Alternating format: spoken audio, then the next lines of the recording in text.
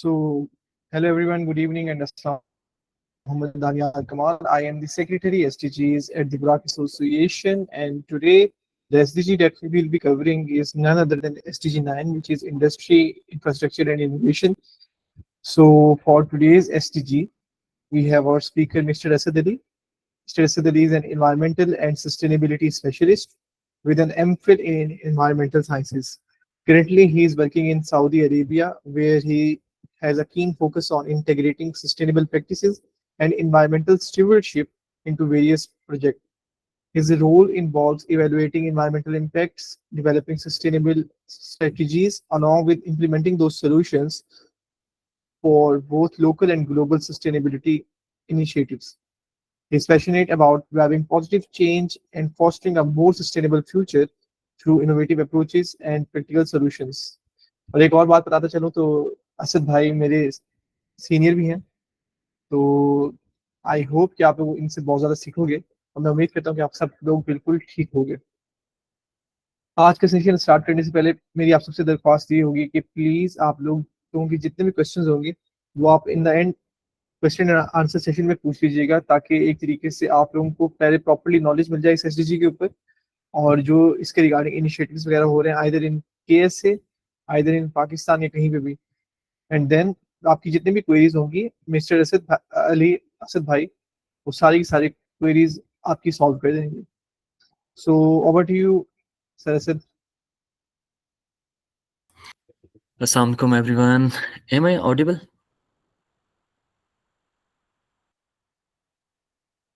आपको आवाज आ रही है मेरी? यस असद भाई, आवाज आ रही है आपकी। अच्छा, आपने मेरा इंट्रोडक्शन ऑलरेडी दे दिया। I'll be happy to converse in English और उर्दू as well। तो जैसे भी ऑडियंस को आप मुझे सजेस्ट कर सकते हैं, अगर मैं इंग्लिश में भी दे सकता हूँ, उर्दू में भी दे सकता हूँ, जैसे आपको बेटर लगे। प्लीज दानियाल। असद भाई बाइलिंगुअल सही है, थोड़ी इंग्लिश हाँ, थोड़ी चलें, Urdu. better. Basically, we are here for the SDG 11 today, right? That is sustainable cities and communities.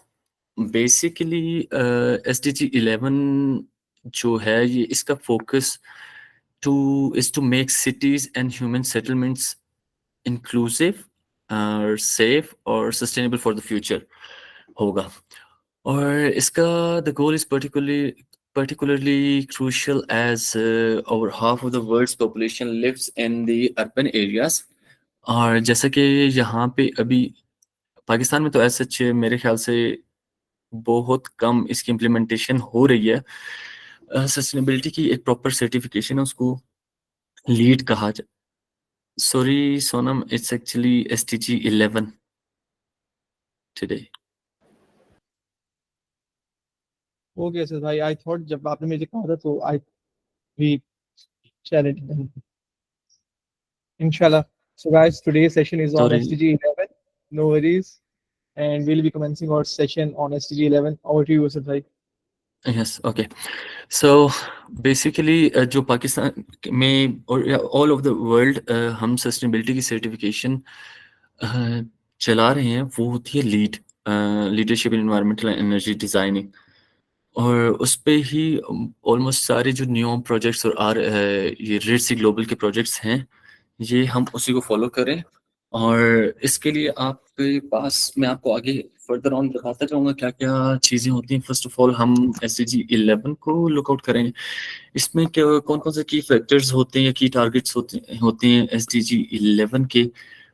वो बेसिकली अफोर्डेबल हाउसिंग प्रोवाइड करनी है हम SDG 11 के थ्रू, फॉलो करते हुए सस्टेनेबल अर्बनाइजेशन जो हो रही है इतनी ज़्यादा, half like more than half of the population is living in urban area. So हमने उसको भी सस्टेनेबल बनाना, सस्टेनेबल अर्बनाइजेशन के प्रोग्रेस के थ्रू। और कल्चरल एंड नेशनल हेरिटेज और disaster resilience and urban green spaces इसको हिट करता है। Air quality and waste management, ये बहुत ही ज़्यादा इम्पोर्टेंट की फैक्टर है, air quality and waste management. ये भी मैं आगे आपको बताऊंगा। और inclusive urbanization is basically like to ensure inclusive and sustainable urbanization and capacity for participatory planning and management in all countries. So coming to, मैं आपको बताता हूँ बेसिकली इसको हम लोग परसू कैसे करते हैं किसी भी प्रोजेक्ट पे। लाइक मैं नियॉम प्रोजेक्ट्स में भी काम कर चुका हूँ और मैं रेड सी ग्लोबल प्रोजेक्ट्स में भी काम कर चुका हूँ। अभी for now I am working in 7 project, like it's Saudi event ventures का प्रोजेक्ट। मैं आपको स्क्रीन शेयर करता हूँ, फिर मैं आपको ज़्यादा अच्छे से समझा सकूंगा।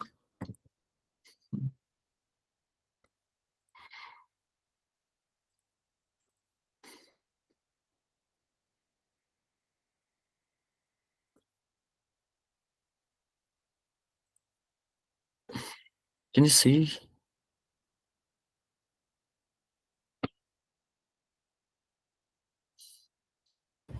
Yes, so that we can see the screen.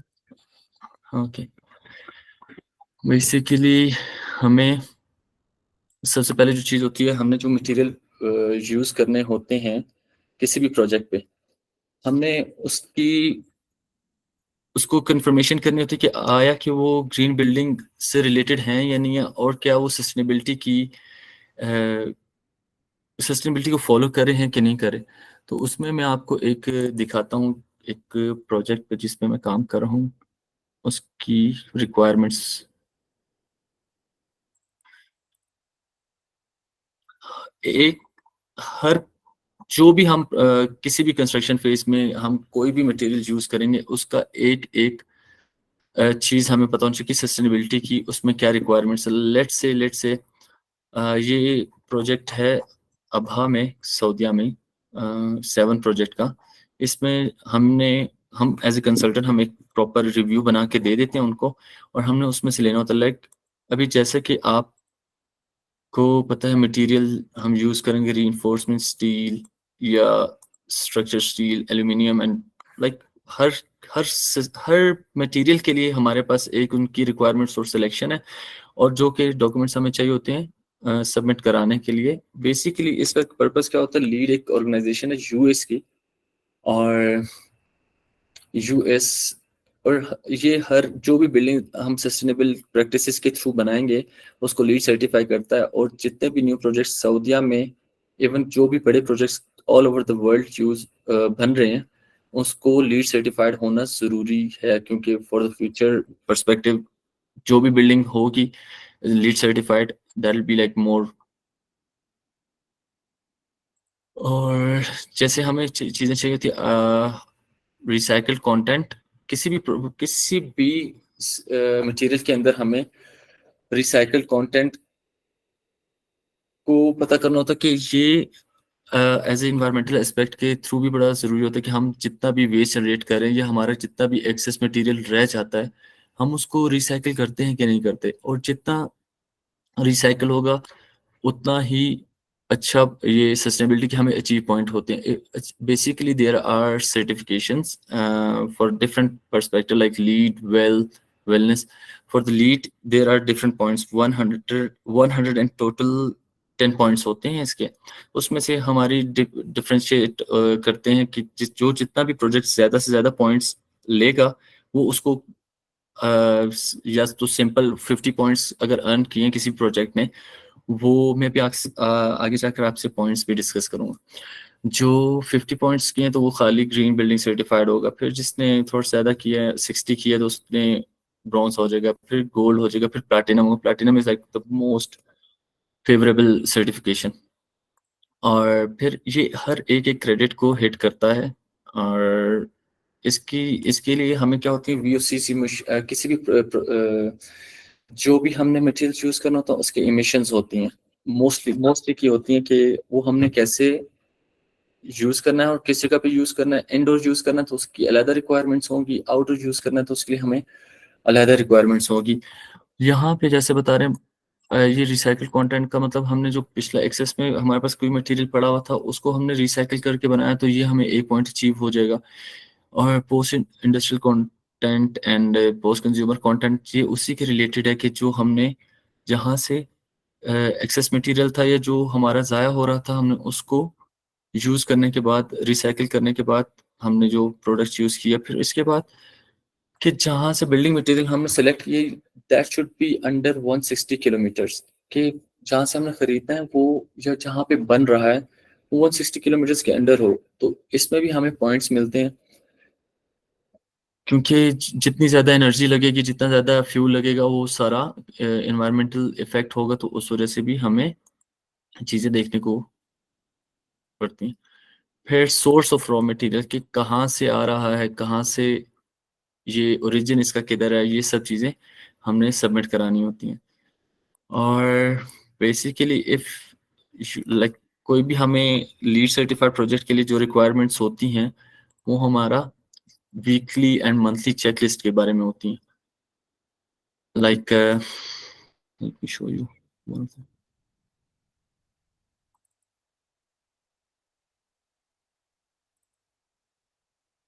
Inspections होती हैं हर हर मटेरियल के लिए और हर क्रेडिट के लिए अलग-अलग होती हैं। लाइक अगर हम इंडोर एयर क्वालिटी की बात करें तो फिर उसमें हमने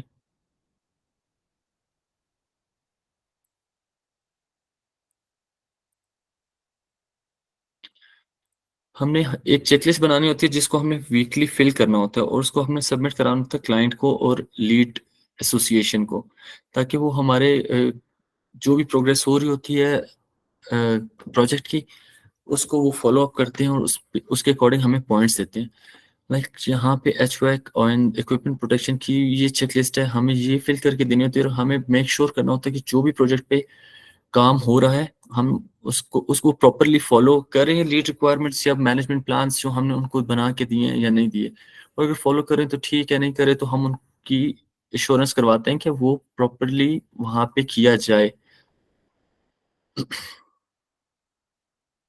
all of these are like अगर हमने कोई डक्ट्स यूज करनी है, उसको उसको हमें कवर करना है, उसमें कोई डस्ट जनरेशन एक्टिविटीज ना हो, कंटेमिनेटेड ना हो, ये सब चीज़ें हमने इसकी चेक करनी होती है। अगर कोई भी हम स्पिलेज नहीं होने दे सकते, हम प्रोजेक्ट साइट पे कोई भी ऑयल या chemical can not touch ground.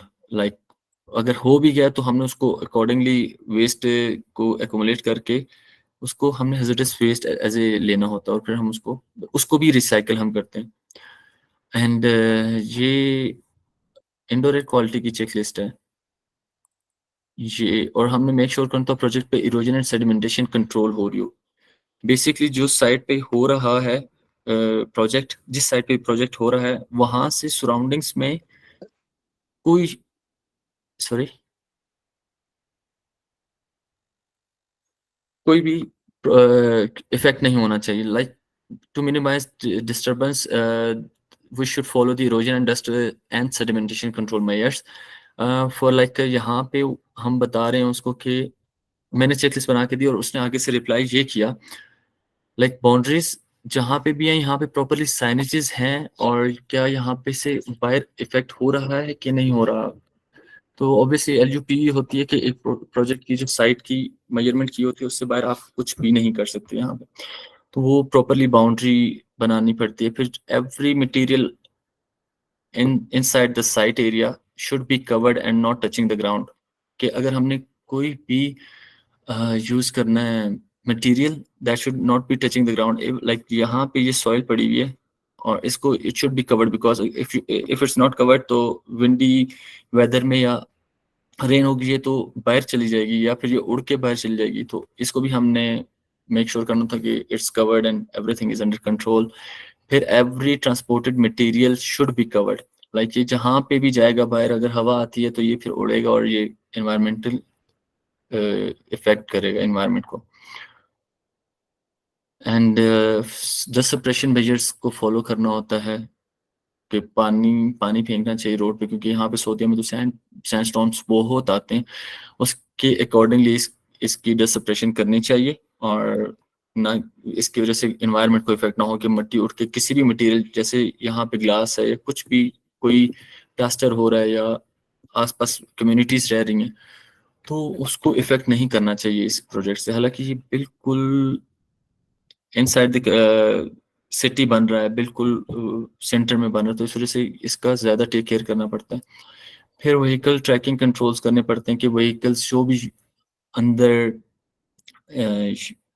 Use हो रही हैं प्रोजेक्ट के, वो स्पीड लिमिट फॉलो करें। स्पीड लिमिट फॉलो करने का ये नहीं होता कि लोगों को बचाना है, ऑब्वियसली वो तो बचाना ही होगा, लेकिन अगर आप तेज गाड़ी चलाएंगे तो ऑब्वियसली मट्टी उड़ेगी, मट्टी उड़ के फिर वही सेडिमेंटेशन कंट्रोल प्लान में आ जाएगी इरोजन।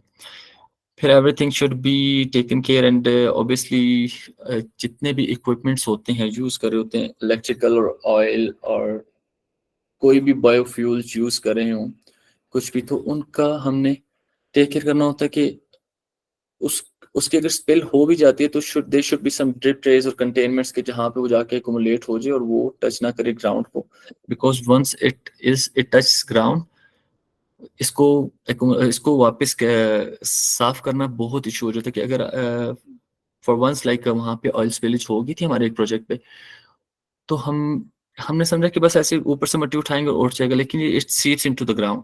तो उसके लिए फिर यहाँ पे काफी मेजर्स किए होते हैं कि नहीं होना चाहिए ऐसा, मेंटेनेंस होनी चाहिए, और each and every chemical should be placed under the containment, and drip trace should be there और temperature control होना चाहिए।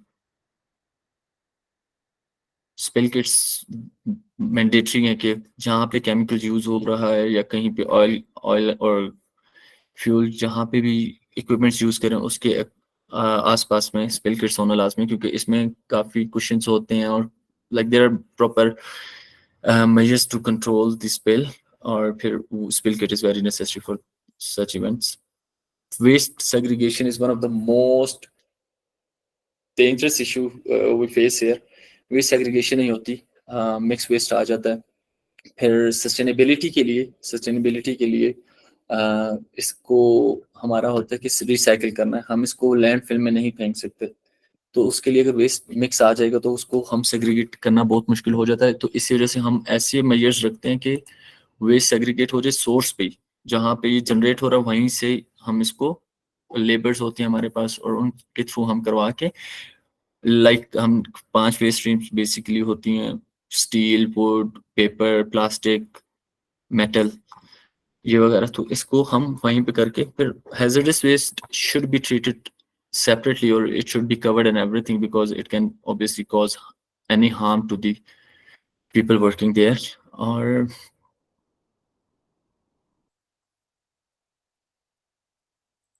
लाइक यहाँ पे हम ऑब्जर्वेशंस देनी होती हैं, और ये सारे जो आपको ऊपर बताया वही मैंने इसका नीचे ऑब्जर्वेशंस दी।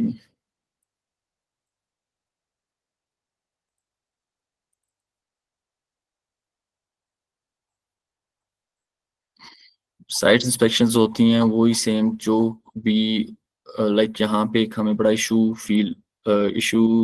मिला था कि हमारा वेस्ट सेग्रीगेशन नहीं होता। ये डाउन एरिया होता है जहाँ पे वेस्ट सारा एक्युमुलेट करते हैं, फिर यहाँ पे सेग्रीगेट करके आगे रिसाइकिल बेचते हैं। तो यहाँ पे आपको शायद नजर आ रहा हो बहुत, इस ये सबसे बड़ा इशू होता है वेस्ट का। आप किधर भी, आप जब सऊदी आएंगे इंशाल्लाह अल्लाह ताला आपको लेके आए और आपकी जॉब हो यहाँ पे, तो यहाँ पे आके आपको एनवायरमेंटल की जॉब्स में सबसे इंटरव्यू में वो यही पूछते हैं कि waste, how can you segregate waste और how can you divert waste. तो उसके लिए हम in the end of the session question and answers रखेंगे, उसमें आप जो क्वेश्चन पूछेंगे, पर मैं चाहता हूँ कि आप इसके बारे में ज़्यादा पूछें, क्योंकि ये एक बहुत ज़्यादा इशू बना हुआ है इधर, क्योंकि हर प्रोजेक्ट पे ही waste, construction team doesn't care about generating waste. तो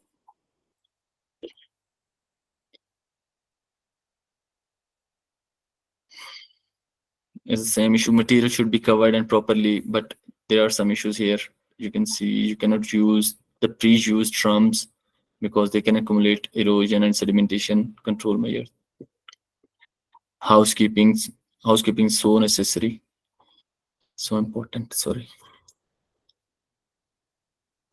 they should be drip trace, like इस बड़े जनरेटर के साथ तो हम स्टील की नहीं यूज कर सकते क्योंकि वो कभी भी इफेक्ट हो सकती है, लेकिन कंक्रीट बंडेड वॉल होनी चाहिए। और इसका होता है कि जितनी भी, इसका रूल ये होता है कि जितना भी एकुमुलेट किया हुआ है ऑयल जनरेटर ने, उसके 110% बंड वॉल होनी चाहिए। कि जब इसमें से लीकेज हो भी जाए तो 100% से ज्यादा ही इसका एरिया होना चाहिए कि वो एकुमुलेट अंदर कर ले, और फिर भी there should be some extra space left for the oil to accumulate. Stock pile covered नहीं है तो ये भी एक ऑब्जर्वेशन है। Indoor air quality, all the duct works और कुछ भी यूज जो होगा वो that should be covered and pre cleaned before installing.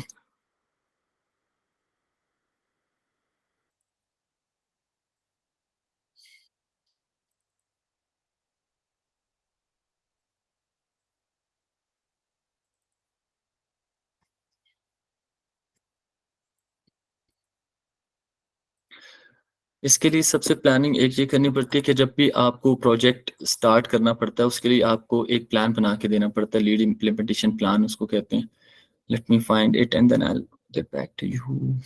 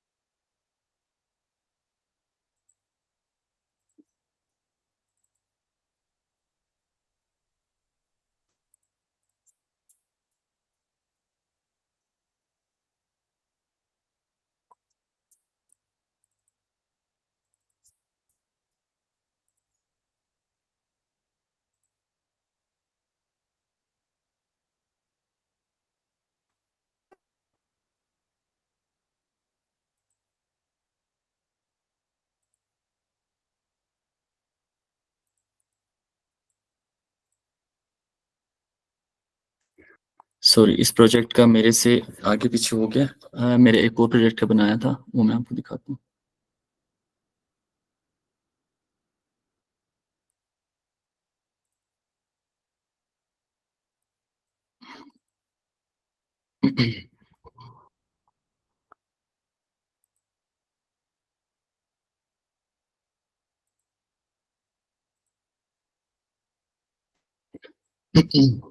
ये सस्टेनेबिलिटी इम्प्लीमेंटेशन प्लान होता है, इसको हमें फॉलो करना होता है किसी भी प्रोजेक्ट के लिए।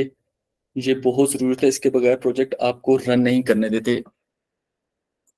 इसके एक सस्टेनेबिलिटी इम्प्लीमेंटेशन प्लान होता है फॉर एनवायरमेंटल पर्पसेस, वो होता है construction environmental social management plan. और दो डिफरेंट डोमेन्स हैं। एनवायरनमेंट का एक अलहदा बंदा होता है, आप इकट्ठे भी लाइक लास्ट जॉब में जो करता हूँ वहाँ पे दोनों चीज़ें देख रहा था, लेकिन अब जो जॉब करूँ वहाँ पे मैं सिर्फ सस्टेनेबिलिटी देख रहा हूँ। तो let's get on with it.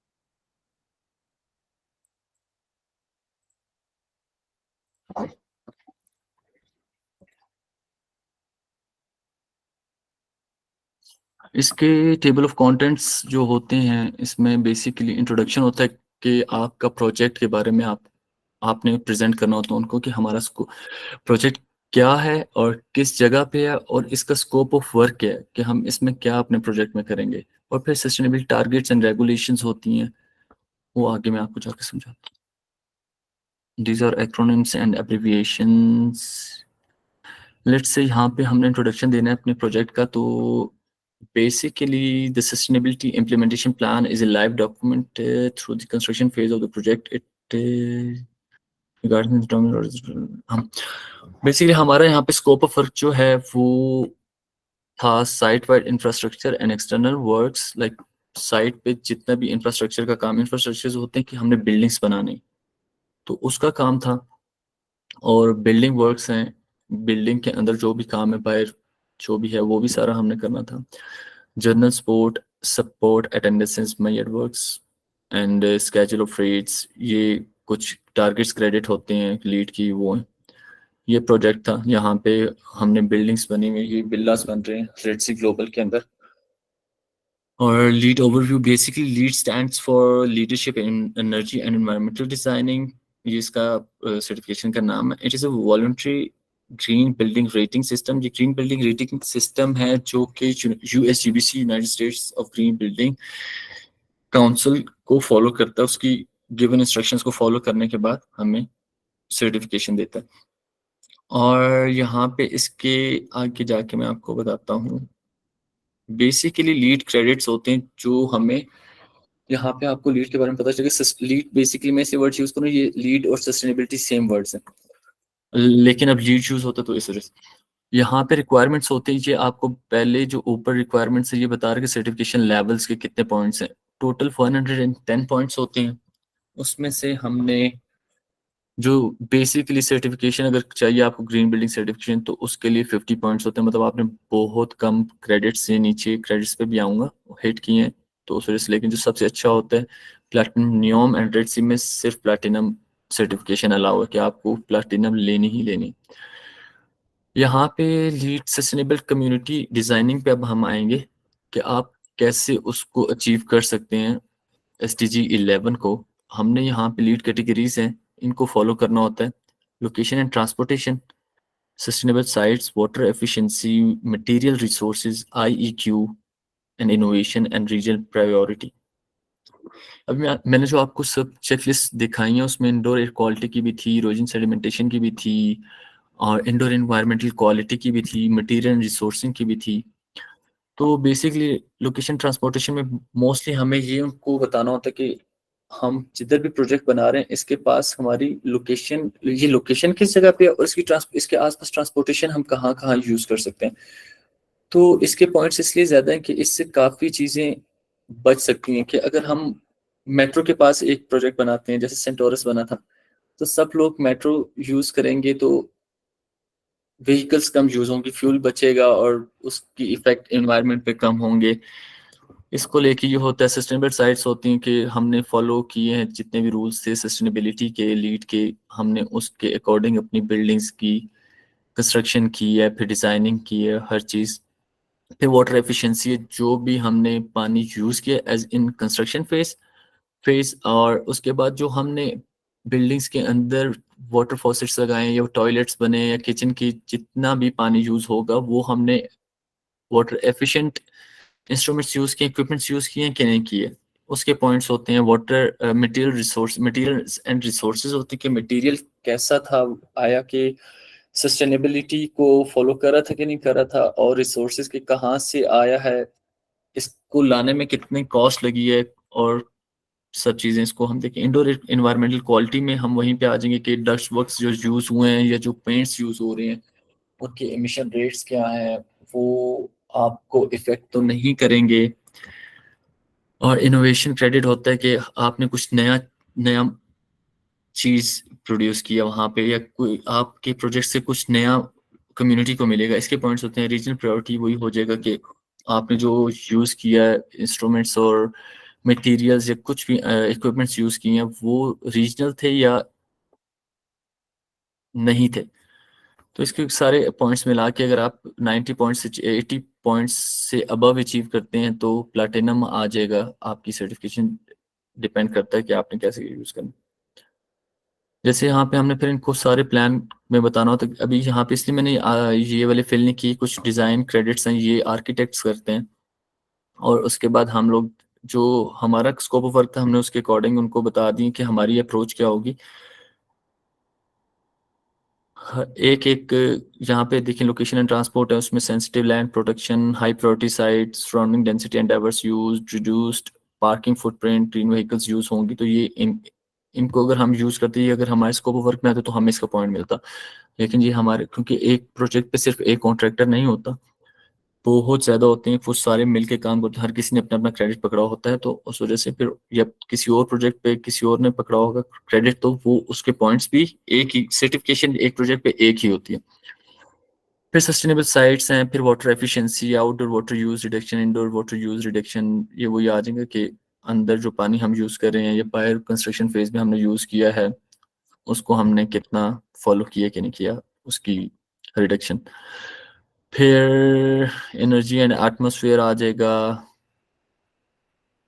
इसमें वही आ जाएगा construction and demolition, waste management planning, building product disclosure and optimization, like environmental product declaration देनी होती है आप, क्योंकि जो जो भी आप प्रोडक्ट्स यूज करेंगे या मटेरियल यूज करेंगे, it is compliant to environmental policy of certain area जहाँ पे भी हम काम करेंगे। फिर वही वेस्ट मैनेजमेंट आ जाता है। फिर इंडोर इन्वायरमेंटल क्वालिटी के बारे में हम मूव करते हैं, minimum indoor air quality, performance, ये सारा जो भी हमने अंदर बिल्डिंग के इन कंस्ट्रक्शन फेज या लेटर ऑन हमने देखनी है चीज़ें, क्रेडिट को हिट करें कि नहीं करें, तो उसके अकॉर्डिंग हमने सारी प्रोडक्ट्स यूज़ करनी है। फिर आगे क्रेडिट्स आ जाएंगे, ये थोड़ा सा आपको नहीं समझ लगेंगे, फिर हर एक मैं आपको यहाँ पे बताता हूँ।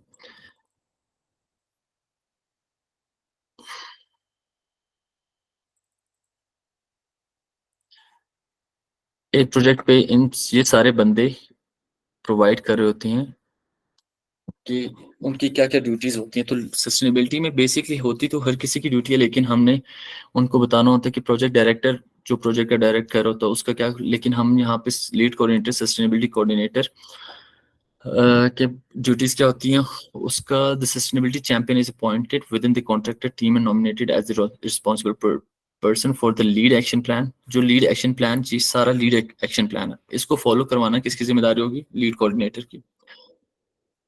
इसका होगा कि there are basically three levels of companies here. First is contractor, second level पे consultant होता है और third level पे client होता है। Third level is the highest.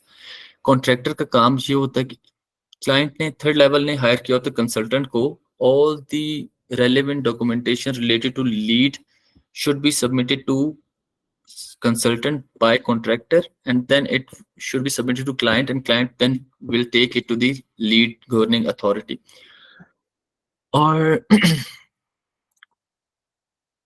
Sustainability strategy for the project in the form of lead management plan, और ये सारा इसको फॉलो करवाना और इसकी सारी वीकली चेकलिस्ट बनाना, मंथली रिपोर्ट्स बनाना, सब कुछ लीड कोऑर्डिनेटर के जिम्मे होता है। और एनवायरमेंटल मैनेजर जो होता है वो इनकी हेल्प करता है, लीड कोऑर्डिनेटर्स की, आया कि वेस्ट रिडक्शन के मामले में या जो भी इन्वायरमेंटल इश्यूज होंगे, obviously sustainability is related much more to environmental aspects. तो इस वजह से सारे जो मैनेजमेंट प्लान्स होते हैं, review ESC, erosion sedimentation control plan, construction waste management plan, indoor air quality management plans, इसकी कंप्लायंस करवाना साइट पे इन्वायरमेंटल मैनेजर की जिम्मेदारी होती है, और लीड कोऑर्डिनेटर की होती है कि उनको डॉक्यूमेंटेशन करके सबमिशन कराना कंसल्टेंट को। अब एक मैं आपको मंथली रिपोर्ट दिखा देता हूँ।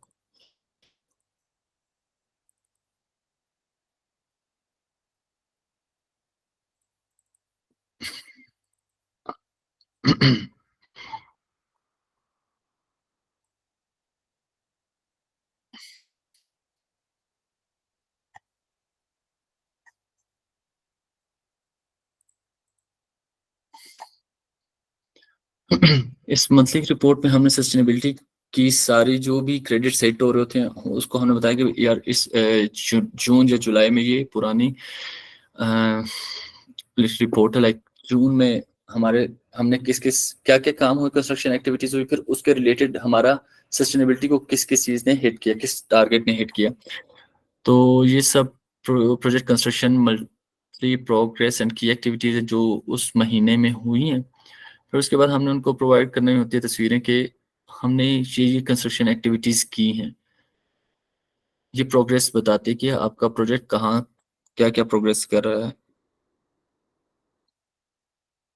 लीड सर्टिफिकेशन, यहाँ पे जो LEED LEED basically there are so many departments for it हम जो भी कंस्ट्रक्शन में यूज होता है वो बेसिकली न्यू कंस्ट्रक्शन में होता है लीड। जैसे मैं लीड एपी सर्टिफाइड हूँ और मेरी स्पेशलाइजेशन है बीडी प्लस सी में। बीडी प्लस सी होता है कि कहीं पे भी बिल्डिंग डिजाइन हो रही होगी या प्लस कंस्ट्रक्शन हो रही होगी तो मेरा ये अगर सस्टेनेबिलिटी की वहाँ पे रिक्वायरमेंट है तो I am eligible for that. और मिनिमम 50 पॉइंट्स लेने होते हैं बेसिक ग्रीन सर्टिफिकेशन लेने के लिए। लेकिन जैसे जैसे आपके पॉइंट्स बढ़ते जाते हैं आपकी सर्टिफिकेशन लेवल जैसे प्लैटिनम 80 अबव होते हैं तो वो आपको दे देते हैं। Objectives of the monthly report.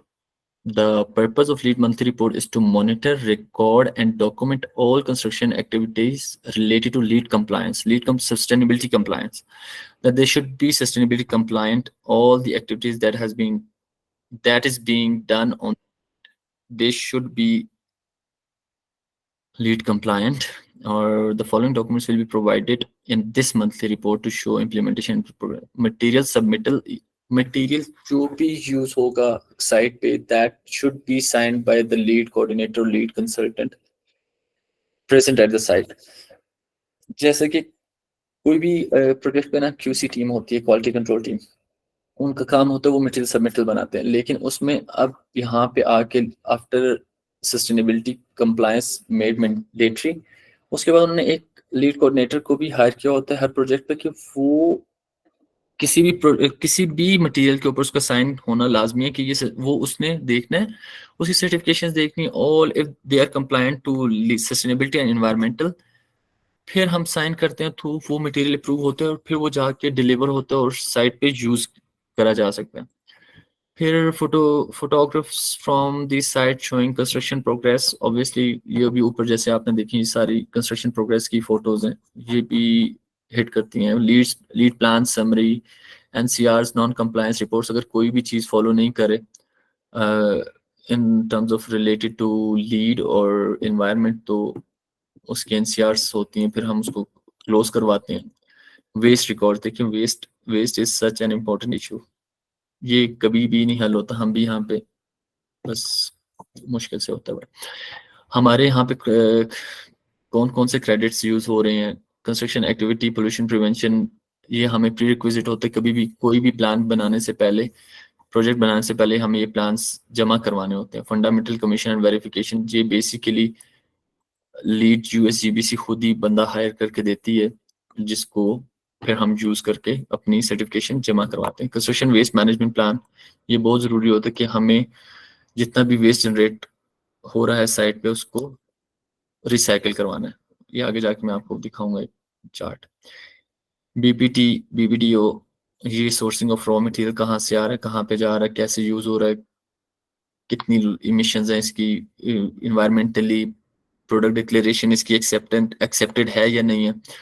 फिर construction and demolition waste management plan, वही जो ऊपर प्लान है उसकी मैनेजमेंट हो रही है कि नहीं हो रही। Low emitting materials like paints, vinyl, sealant, joint, मतलब कुछ भी जिसकी लो इमिटिंग मटेरियल्स हैं उसके भी पॉइंट्स होते हैं अगर हमने उसको प्रॉपर लीड कंप्लायंट हमने मटेरियल्स यूज किए हैं। Construction indoor air quality management plan, फिर ये सारा उसको डिस्कस किया जो हम ऑलरेडी मैं आपको दिखा चुका हूँ।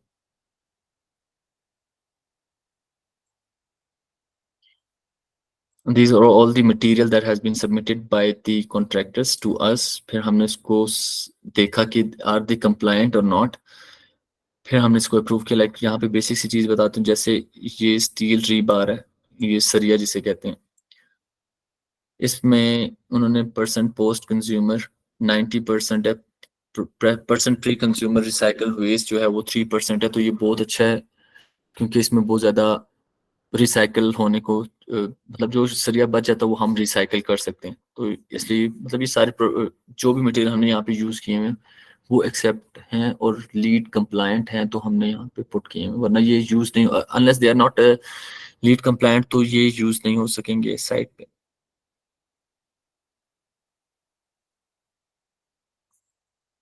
ये वेस्ट चार्ट है, वेस्ट ट्रैकर इसको कहते हैं। जब से प्रोजेक्ट स्टार्ट हुआ दिसंबर 22 से जनवरी से लेके अब तक का सारा डाटा इसमें है कि हमने हर वेस्ट स्ट्रीम अलहदा से, मैं सेग्रीगेशन की बात कर रहा था, इसीलिए होते है कि अगर मिक्स वेस्ट आ जाएगा तो फिर बहुत मुश्किल हो जाता है कि हम ये वेस्ट ट्रैकर बना सकें। हर मंथ के एंड पे बनता है। कंक्रीट वेस्ट जिसमें होती है, स्टील वेस्ट की अलहदा होगा, पेपर एंड ये वेस्ट स्ट्रीम्स में आपको गिना रहा हूँ। पेपर एंड कार्डबोर्ड वेस्ट होगा, plastic waste, wood waste, general waste, hazardous waste, food waste. इन अगर तो आप इसके भी पॉइंट्स मिलते हैं आपको। अगर आपने 50% डाइवर्ट किया या रिसाइकल किया वेस्ट तो उसका आपको 1 पॉइंट मिलेगा। अगर तो आपने 75% टोटल वेस्ट डाइवर्ट किया या रिसाइकल किया तो आपको 2 पॉइंट्स मिलेंगे। और लकीली हमारे यहाँ पे हमें 75.78% रिसाइकल किया है हमने वेस्ट, तो इसके हमें बहुत अच्छे पॉइंट्स मिले। ये फिर वही आ जाता है कि लो मीटिंग मटेरियल्स इसमें कौन कौन से होते हैं। Paints and coatings, adhesives and sealants, flooring, wall panel, ceilings, insulation, composite wood. इसका बेसिकली बताया हुआ है कि ये रिक्वायरमेंट्स होती हैं कि at least 75% of all paint content by volume or surface area meet the VOC's volatile organic compounds emissions evaluation।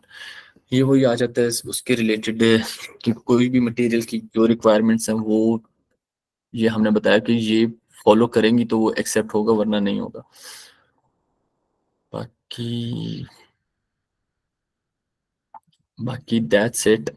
ये सब चीज़ें सस्टेनेबिलिटी कम्युनिटी और डिज़ाइनिंग में आपको ये यूज़ करनी पड़ती हैं। आप जब भी अगर सऊदीया आएंगे तो सऊदीया में भी आपको यही ऐसे ही फॉलो करना पड़ेगा। अगर आप इंग्लैंड जाते हैं, यूएस जाते हैं, क्योंकि LEED is an international organization और इसके प्रोजेक्ट्स बहुत ज़्यादा हैं ऑल ओवर द वर्ल्ड। तो आप लोग को यही काम करना पड़ेगा जो मैंने भी आपको सबको दिखाया। तो Daniyal, that's all from my side. अगर किसी को क्वेश्चंस हैं तो I am happy to help. I know मैंने बहुत अच्छी प्रेजेंटेशन नहीं दी या मैंने इतनी अच्छे से समझा नहीं सका क्योंकि ये बहुत कॉम्प्लेक्स टॉपिक है। टॉपिक में इसलिए आया कि मैं सीधा समझाना चाहा है कि काम क्या है बेसिकली। ये पूरे जो प्रोजेक्ट्स हो रहे हैं उसमें इसको कैसे फॉलो किया जाता है। तो आई एम होपफुल कि अगर कोई भी क्वेश्चन है आपको पूछने के लिए, I am happy to answer. धन्यवाद।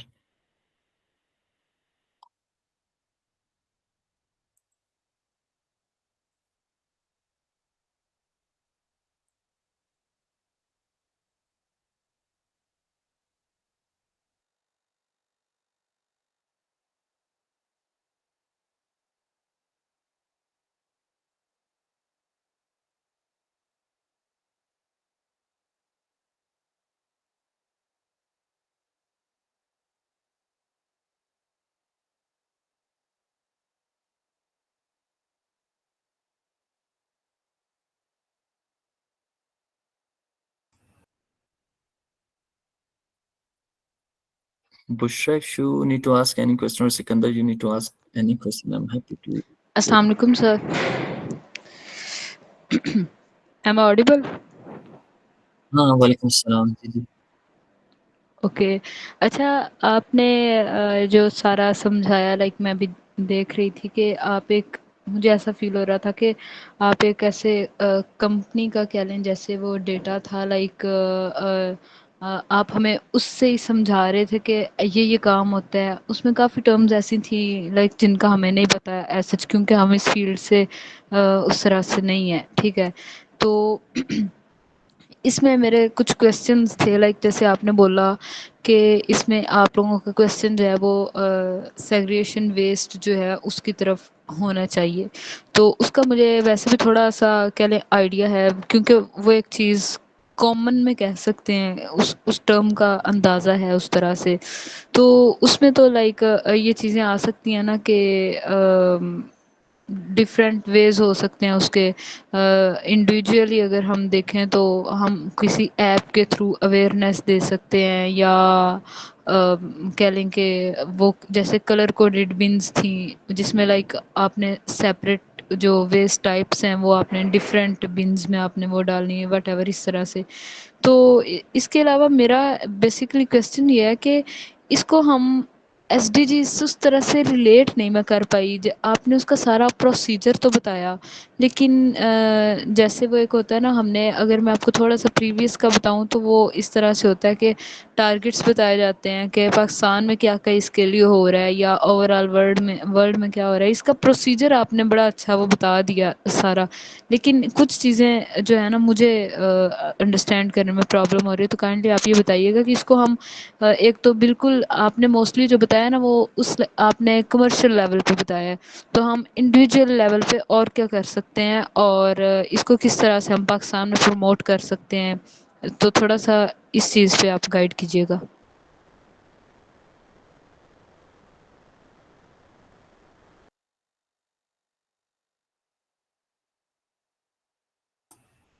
हाँ, बिल्कुल आपने बड़ा अच्छा क्वेश्चन पूछा है। Basically at the individual level आप ये कर सकते हैं कि जैसे आप यूनिवर्सिटी जाते हैं वहाँ बेसिकली सस्टेनेबल डेवलपमेंट गोल्स हैं ये कि आपने डेवलपमेंट किसी भी कंट्री की या वर्ल्ड की डेवलपमेंट हो रही है तो उसमें आपका सस्टेनेबल गोल्स क्या हैं कि आपने बेसिकली इंडिविजुअली या आपने एज कमर्शियल लेवल आप क्या कर सकते हैं कि उसकी वजह से इफेक्ट हो और सस्टेनेबिलिटी डेवलपमेंट हो।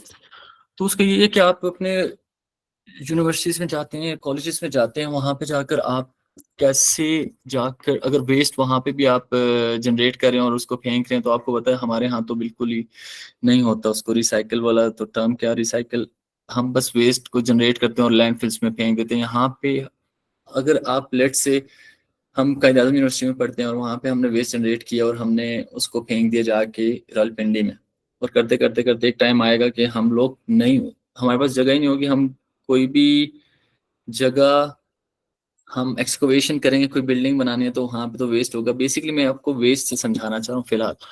तो ये आप इंडिविजुअल लेवल पे आप यही कर सकते हैं वेस्ट को एकुमुलेट ना होने दें वेस्ट को हम जनरेट ही ना करें जनरेट करें तो उसकी हमने रिसाइकल करनी हो हम प्लास्टिक ना यूज़ करें हम उसके लिए अगर पानी की बोतल हम बाहर से खरीदते हैं उसके लिए हमने अपने लिए एक बॉटल रख लें। तो बेसिक छोटे अगर आप इंडिविजुअल लेवल पे आएंगे तो ये बहुत छोटा लेवल हो जाता है लेकिन ऑब्वियसली इट डज इफेक्ट। तो ऐसे है।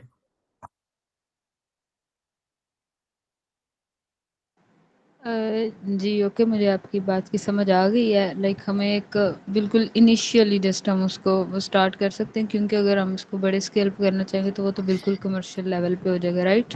एग्जैक्टली तो एग्जैक्टली ऐसे ही। दूसरा इसमें ये था कि लाइक एक कॉन्सेप्ट मैंने पढ़ा था ग्रीन वॉल्स का। लाइक उसमें ना ये होता है कि ऑब्वियसली आपको अंदाज़ा होगा, उसमें ये होता है कि बिल्डिंग्स के बाहर जो है ना, कह लें उसको ना, दीवारों को जो है ना वो घास से कवर किया जाता है, ठीक है? एग्जैक्टली तो उसका एक तो क्लाइमेट पे एनवायरनमेंट पे बड़ा अच्छा उसका एक इफ़ेक्ट होता है। दूसरा जो है वो सस्टेनेबल है और मतलब इतना ज़्यादा कॉस्टली नहीं है, ठीक है? लाइक आप बाहर बिल्कुल पेंट और मार्बल की बजाय अगर उसको यूज़ करें तो वो एक अच्छा भी लगता है और उसका एक अच्छा इम्पैक्ट भी है। लेकिन फिर हम इस तरफ जाते क्यों नहीं है? लाइक जब भी कोई इस तरह से बिल्डिंग्स बनती हैं, कोई भी ये सीआरपी वाले कोई भी सिटी रीजनल प्लानिंग करते हैं, उसमें फिर ये चीज़ें क्यों नहीं यूज़ होती हैं? उसमें हालांकि होनी चाहिए, ये तो सस्टेनेबल भी है। एग्जैक्टली अब अगर हम पाकिस्तान में देखें पाकिस्तान में मुझे लगता था कि लीड सर्टिफाइड बिल्डिंग्स नहीं बने सस्टेनेबिलिटी सर्टिफाइड बिल्डिंग्स नहीं बन रहे लेकिन आई वाज रॉन्ग। पाकिस्तान में लाहौर में काफ़ी हैं इस्लामाबाद में काफ़ी बनी हुई हैं जो इसके अकॉर्डिंगली बनी हुई हैं। और जैसे आप बता रहे हैं ग्रीन वॉल वाला कंसेप्ट है वो उसको बेसिकली कहते हैं इन्वेलपिंग। ऑब्वियसली अगर हम बाहर ग्रीन वॉल कर देंगे तो अंदर हीट नहीं आएगी और हमारी एनर्जी कंजर्वेशन होगी और सब चीज़ें बेहतर होंगी। लेकिन बेसिकली बात उधर ही आ जाती है कि पहले तक तो जैसे इन्वायरमेंटल इफेक्ट हो रहे थे तो इतना नहीं था। जब से एसडीजीज गोल आए एसडीजी गोल्स आए इसके बाद काफ़ी चीज़ें बेहतर होना शुरू हुई। जैसे अब सऊदीया में आपने जैसे नियोम और रेड सी प्रोजेक्ट्स में बता रहा हूँ कि मतलब ये सबसे लेटेस्ट प्रोजेक्ट्स हैं और सबसे दुनिया के फेमस प्रोजेक्ट्स हैं। इसमें up to date technology use हो रही है तो यहाँ पे आपकी कोई बिल्डिंग ऐसे नहीं बनेगी जो कि ये लीड सर्टिफाइड ना हो। तो ऐसे ही एक टाइम आएगा इंशाल्लाह इंशाल्लाह इंशाल्लाह चल रहा है तो पाकिस्तान में भी वो सस्टेनेबल बिल्डिंग्स बनाना शुरू कर देंगे। और क्योंकि जब आपके पास चांस नहीं बचेगा तो फिर आप क्या करेंगे? तो ऐसे ही सऊदिया में या अमेरिका में या इंग्लैंड में बाकी जगहों पे ये चीज़ें होना शुरू हो गई। मलेशिया में इवन बहुत ज़्यादा लीड सर्टिफाइड बिल्डिंग्स बनना शुरू हो गई। अब जो इवन लोग घर भी बनाते हैं तो वो अब यूनिवर्सिटीज़ बनना शुरू हुई। पाकिस्तान की यूनिवर्सिटी, मुझे अब नाम नहीं आ रहा याद, तो वो भी ग्रीन बिल्डिंग सर्टिफाइड है। और अभी यहाँ पे एक नया एयरपोर्ट बना है सऊदिया में, वो world's first green building airport है, उसमें हर चीज़ लीड सर्टिफाइड है। तो ऐसे कि एक टाइम आएगा इंशाल्लाह, करना करते इसलिए नहीं कि पैसे लगते हैं, ज़्यादा आपकी फाइनेंस यूज होते हैं, तो इस वजह से पाकिस्तान में फिर थोड़ा सा, पाकिस्तान में क्या एशियन काफ़ी स्टेट्स हैं या कोई भी अंडर डेवलप कंट्रीज हैं, वहाँ पे हम एकदम आके लीड सर्टिफाइड बिल्डिंग्स नहीं बना सकते क्योंकि लोग फॉलो ही नहीं करेंगे। और ना ही कितनी अवेयरनेस है कि किसी को पता हो कि यार इसके करने से हमें फ्यूचर पे इतना इफेक्ट होगा, या किसी को पता चल जाए कि हमने आज बिल्डिंग बनानी है, इसकी वजह से हमारा बिजली का बिल कितना कम आएगा, पानी कितना कम यूज होगा, या हमें एसी कितना कम यूज करना पड़ेगा। हर चीज एनर्जी एफिशिएंट है, वाटर एफिशिएंट है, तो पता नहीं वो क्यों नहीं फॉलो करते।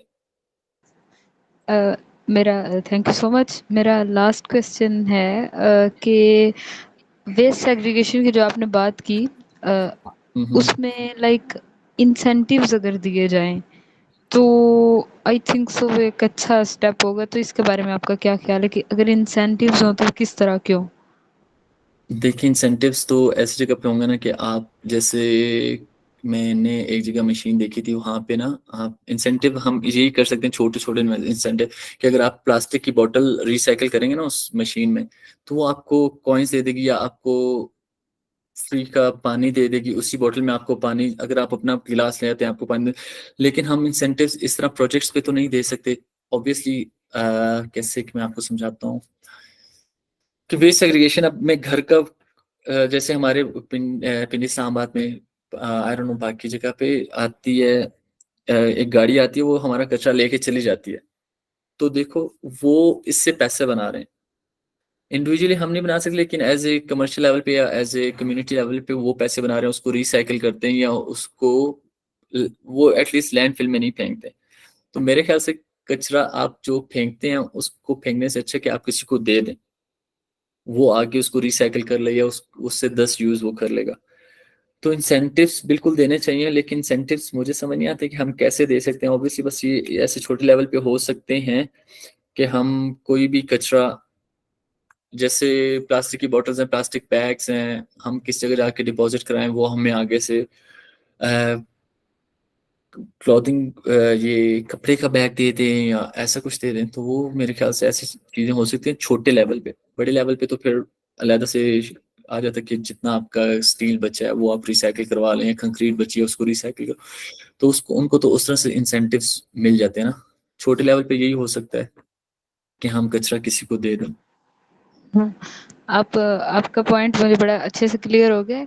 तो इस आपकी बात ने एक और बात निकाल दी है, सॉरी ज़्यादा लंबी थोड़ी बात हो गई है। नो सो वरीज। तो इसमें ये सीन है कि लाइक इंसेंटिव भी तो हमारे पास दो तरह का होता है ना, पॉजिटिव और नेगेटिव। पॉजिटिव अगर नहीं दे सकते तो नेगेटिव तो दे देना चाहिए। लाइक सपोज दैट मुझसे लाइक अगर हमारे इर्द गिर्द कोई कचरा वगैरह फैला रहे हैं, कुछ इस तरह से सीन हो रहा है, तो हम उसे पॉजिटिव इंसेंटिव नहीं दे रहे। अगर उसे ये नहीं कह रहे कि तो यहाँ पे ना फेंका करो, मैं तुम्हें पैसे दूंगा वट एवर, या कुछ इस तरह से, ये एक छोटे लेवल पे है, तो उसको ये तो कह सकते हैं ना तुम्हारे खिलाफ दरख्वास्त देंगे, तुम्हारे खिलाफ एक्शन लेंगे। तो ये इस तरह इस चीज़ को आम बेसिकली करने का मकसद मैं कह रही थी। बाकी इसका थैंक यू सो आम मच। करने का नहीं, और इसमें आपको इसको आम करने के लिए मैं सोच सकती गवर्नमेंट लेवल पे हो सके। एक बंदे ने हम्म। कचरा करना, मेरे घर में कचरा जनरेट हो रहा है, मैं उसको, अगर मेरे पास कोई आके लेके जाएगा तो मैं उसको किधर फेंकूंगा? प्लॉट में फेंकूंगा, हम्म। खाली प्लॉट में। तो इसका यही हल है कि हमें एज ए नेशनल लेवल पे लाइक गवर्नमेंट्स को चाहिए कि इन चीज़ों की टेक केयर करे। एक आम इंसान की और बड़ी परेशानियां होती हैं, तो वो इसको भी अगर टेक केयर करना शुरू कर दे तो मेरे ख्याल से बड़ा मुश्किल हो जाएगा, लेकिन करना चाहिए, जहां तक हो सके करना चाहिए। Thank you so much. Thank you so much for your time, for your cooperation. Thank you so much once again. ये सिकंदर। अस्सलाम वालेकुम सर। वालेकुम अस्सलाम।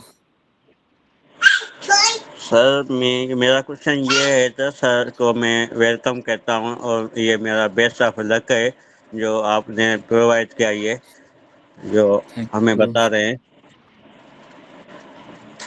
Thank you Sikandar, thank you.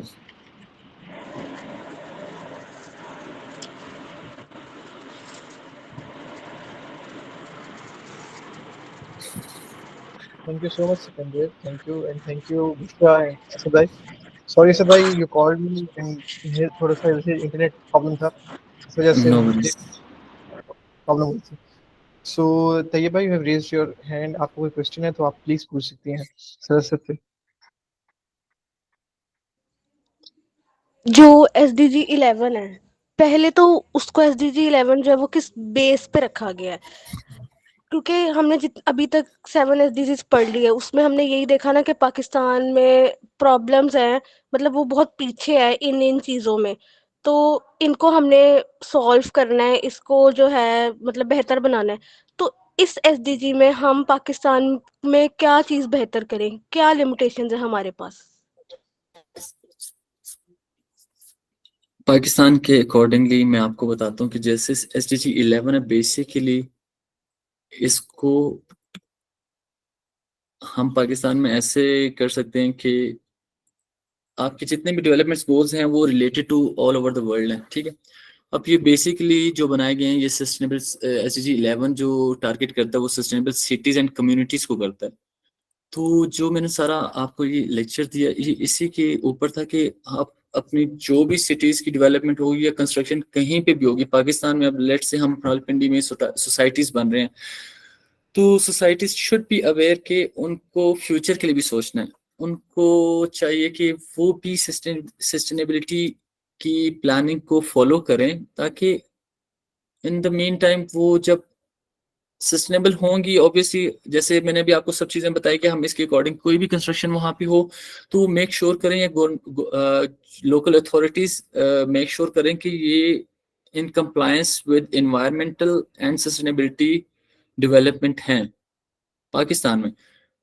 Basically ये जो SDG 11 है, ये कंस्ट्रक्शन को ही रिलेट करता है, सस्टेनेबल सिटीज बना डेवलपमेंट को ही रिलेट करता है कि आपने इसको कैसे लेके डेवलपमेंट जो करनी है वो कम्युनिटीज और सिटी से कैसे करनी है। कम्युनिटीज में ये आ जाएगा कि हमने जो भी चीजें इफेक्ट कर रही हैं लोगों को, उसको हम कैसे सस्टेनेबिलिटी के थ्रू इरेज कर सकते हैं, और ऑब्वियसली सस्टेनेबल सिटीज बनाने के लिए हमने क्या क्या चीजें चीजें फॉलो करनी है, वो मैंने आपको सब बताई कि हमने जैसे कोई भी मटेरियल यूज करना, that should B compliant with environmental and sustainability requirements. तो पाकिस्तान में भी जहाँ पे भी कोई भी कंस्ट्रक्शन होगी या बिल्डिंग डिजाइनिंग होगी या कुछ भी नया बनेगा, तो उसको ये चीजें फॉलो करनी चाहिए, तो तब ये एक गोल हम अचीव कर सकेंगे for the future. Right, thank you. Thank you.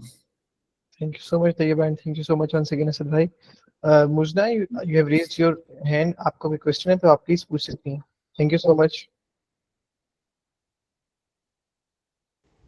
Sir, environmental consultancy जो है, जो आप लोग कर रहे हैं, वो तो ऑन साइट है, लेकिन ऐसे कोई प्रोजेक्ट्स हो सकते हैं जो रिमोट बेस्ड हों? बिल्कुल हो सकते हैं। मैं इसके बाद ये क्वेश्चन करने लगा था कि फिर उसका ये होता है कि जैसे कंसल्टेंट, बेसिकली कंसल्टेंट साइट पे कंसल्टेंट का होना लाजमी नहीं होता। इन्वायरमेंट अगर सस्टेनेबिलिटी को लेके चले, सस्टेनेबिलिटी का कंसल्टेंट का साइट पे होना लाजमी नहीं होता, वो रिमोट बैठ के भी काम कर सकता है। लेकिन इन्वायरमेंट कंसल्टेंट का काम आप कह सकते हैं कि मतलब मोस्टली रिलेटेड टू साइट, क्योंकि वो साइट पे होगा, वो सारे मेजर्स फॉलो करवाएंगे तो ही काम बनेगा ना। लेकिन हाँ, अगर आपके अंडर कोई है वो वहाँ पे काम कर रहा है, वो आपको कहता है ठीक है आप सर्टिफिकेशंस करें और मैं साइट कंप्लायंस करूंगा, तो फिर हो सकता है। लाइक हमें जैसे साइट से पिक्चर्स आती हैं, हेल्थ एंड सेफ्टी के प्रोफेशनल्स जो होते हैं साइट्स पे, वो हम उनसे कहते हैं कि आप हमें ये फोटोज भेज दें, हमने इसकी चेकलिस्ट बनानी है, तो हम घर बैठ के भी काम कर सकते हैं। लाइक मैं 10 डेज की वेकेशन पे था, तो पहले जब मैं उस पे था I was in contractor company, तो मैं ऐसे था कि मुझे हर वक्त साइट पर होना चाहिए था, और हमारे ऊपर जो कंसल्टेंट था वो हमसे पिक्चर्स मांगता, तो हम उसको सारी चेकलिस्ट बना के देते थे और वो सबमिट करवाता। वो दुबई बैठा हुआ था, और एक के साथ मैंने काम किया तो वो इंडिया बैठा हुआ था। और जैसे अब मैं हूँ, तो मैं अभी सऊदीया में ही हूँ ऑब्वियसली, लेकिन मेरा भी यही काम है कि मैं, मेरे जो कॉन्ट्रैक्टर अंडर, वो मुझे सारी पिक्चर्स प्रोवाइड कर देते हैं और मैं उनको फिल कर देता हूँ, और मैं उनकी प्लानिंग करके रिपोर्ट्स बना के जनरेट करके सबमिट करवा देता हूँ क्लाइंट को। तो आप कर सकते हैं रिमोट, लेकिन उसके लिए भी आपको ऑडिट के लिए करना पड़ता है, मंथली चक्कर लगाना पड़ता है, या साइट पे जाके आपको खुद नो हाउ होनी चाहिए कि आप किस चीज़ की डॉक्यूमेंटेशन करें। और एक 1 मंथ में एक ऑडिट होता है लाजमी कंसल्टेंट की तरफ से। जैसे मैं 1 महीने में एक ऑडिट जाके करता हूँ, और फिर वो उसकी रिपोर्ट वो वापस सबमिट करवाते हैं। Thank you sir. और एक और सवाल, अगर आपने एनवायरमेंटल कंसल्टेंसी किया, इससे रिलेटेड कोई काम आपने पाकिस्तान में किया है तो प्लीज़ बताइएगा उसके बारे में, कि फ्रेश ग्रेजुएट को कोई रखता है किसी कंसल्टेंसी में या नहीं? ओके, ये अच्छा क्वेश्चन आपने किया, लेकिन टू बी वेरी ऑनेस्ट, मैं, दानियाल मुझे जानते हैं, मैं पाकिस्तान में जब मैंने काम किया था OJDCL के साथ किया था, लेकिन वो बेसिकली इसके रिलेटेड नहीं था। मैंने एमफिल करते साथ ही मैं सऊदीया में आ गया था। और आप कंसल्टेंसी का बेसिकली आप होती है, मेरी एक जानने वाली थी यहाँ पे न्यू प्रोजेक्ट में, वो एबटाबाद से थी। उन्होंने पाकिस्तान में 3-4 कंपनीज में काम किया था, और वो कंसल्टेंट थी वहाँ पे। तो काम मिल जाता है अगर आप की प्रोफाइल स्ट्रॉन्ग हो। माशाल्लाह दानियाल कमाल बड़ा अच्छा काम करें, और इंशाल्लाह इंशाल्लाह नियर फ्यूचर आप इनको देखेंगे, क्योंकि इन हर वक्त ये कुछ ना कुछ करवा रहे होते हैं, और इससे बड़ी लर्निंग होती है। क्योंकि टू बी वेरी ऑनेस्ट, मैंने जब इन्वायरमेंटल साइंस किया था तो मुझे पता नहीं सस्टेनेबिलिटी होती क्या है, कि इस तरह हम इम्प्लीमेंट करवा सकते हैं आके प्रोजेक्ट्स पे या नहीं करवा सकते। तो यहाँ पे आके पता चला था। लेकिन इन्वायरमेंटल कंसल्टेंसीज भी हैं पाकिस्तान में, और जैसे पेप्सी हो गया, इनमें भी आपके इन्वायरमेंटल कंप्लायंट डिपार्टमेंट होते हैं, वहाँ पे भी आपकी जॉब, मेरे एक दोस्त करते रहे हैं वहाँ पे काम। फिर कोको कोला में, फिर काफ़ी ज़्यादा इस्लामाबाद में इन्वायरमेंटल कंसल्टेंसीज हैं, मैंने खुद देखी हैं इस पे गूगल पे जाके, क्योंकि मुझे भी एक टाइम आया था, मैंने कहा कि अब यहाँ पे काम कर करके मैंने कहा कि मैं भी एक पाकिस्तान में बनाता हूँ। तो बिल्कुल है, और फ्रेश ग्रेजुएट्स को रख लेते हैं, लेकिन वही बात है कि सेचुरेशन इतनी होती जा रही है, और आगे मार्केट इतनी छोटी है कि लोग बहुत ज्यादा हैं और जॉब्स बहुत कम है। तो फिर जिसका छक्का लग जाए लग जाए। Thank you. थैंक यू मुस्ना। थैंक यू सो मच मुजना, और thank you so much once again Asad भाई। और मैं असद भाई की बात को कंटिन्यू करूंगा। मुजना, फॉर द फ्रेश ग्रेजुएट्स ये हाईली प्रेफर किया जाता है कि आप लोग साथ साथ 1 या 2 सर्टिफिकेशन कर लें। जब आप लोग सर्टिफिकेशन कर लेंगे, एग्जैक्टली। असद भाई आगे अब आप बताएंगे। हाँ, मैं, ये बहुत अच्छा पॉइंट आपने बता दी, शुक्र। बेसिकली सऊदीया में भी और पाकिस्तान में भी, अब जैसे आप सस्टेनेबिलिटी कोऑर्डिनेटर या कंसल्टेंट या स्पेशलिस्ट नहीं बन सकते तब तक कि आपकी, बेशक एमफिल एनवायरमेंटल, मेरा एमफिल एनवायरमेंटल था, लेकिन मुझे एनवायरमेंटल में जॉब मिल गई थी, लेकिन मैंने जब देखा सस्टेनेबिलिटी के प्रोज बड़े अच्छे हैं और इसके बड़ी पर्क्स एंड प्रिविलेजेस हैं, तो मैंने कहा कि मैं करता हूँ, तो मुझे नहीं मिल रही थी अनलेस कि आपके पास सर्टिफिकेशंस हों। फिर मैंने लीड सर्टिफिकेशन की जो यूनाइटेड स्टेट्स की थी, ऑल ओवर द वर्ल्ड मानी जाती है। फिर मैंने एक सऊदीया की मोस्तदम उसको कहते हैं, मोस्तदम is an Arabic word for sustainability.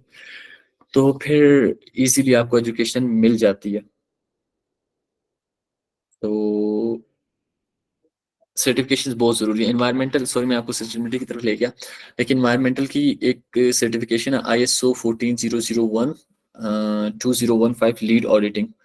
ये बहुत ज़रूरी होती है। अगर आप ये कर लें तो आपको इन्वायरमेंटल की जॉब्स मिल जाती हैं। और फिर साथ डिप्लोमास भी होते हैं, इन्वायरमेंटल मैनेजमेंट के डिप्लोमास होते हैं। लाइक आई डोंट नो कि बीएस मेरा इन्वायरमेंटल में नहीं था, मुझे नहीं पता कि बीएस में भी इन्वायरमेंटल मैनेजमेंट के कोर्सेज करवाए जाते हैं कि नहीं करवाए जाते। लेकिन सर्टिफिकेशन बहुत ज़्यादा मैटर करती है। इवन पाकिस्तान में हो आप या किसी जगह पे भी हो, अगर आपकी सर्टिफिकेशन हो तो वो आपकी सीवी बड़ी स्ट्रॉन्ग कर देती है। Hello.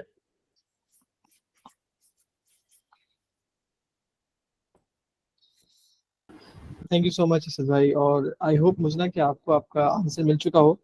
So do let us know. और अब हम असद भाई आगे बढ़ते हैं। There is a hand raise from person आम से। Are you there? अगर आप हैं तो please you can ask your question.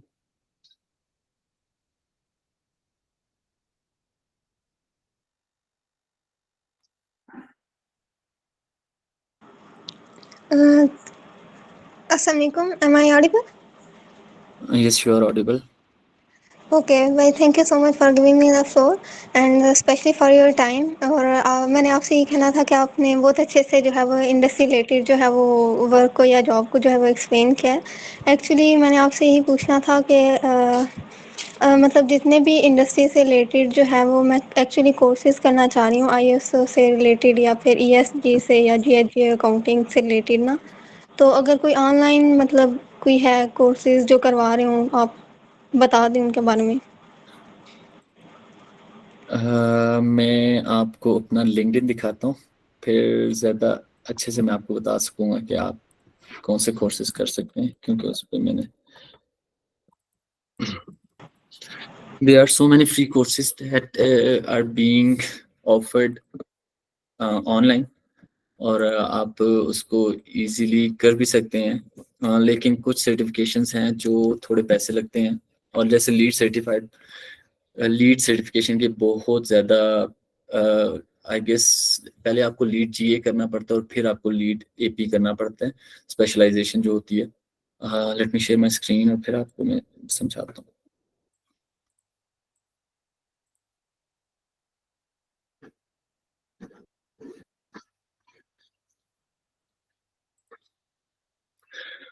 ये मेरा लिंक्डइन है, इस पे मैं आपको सर्टिफिकेशंस का बताता हूँ।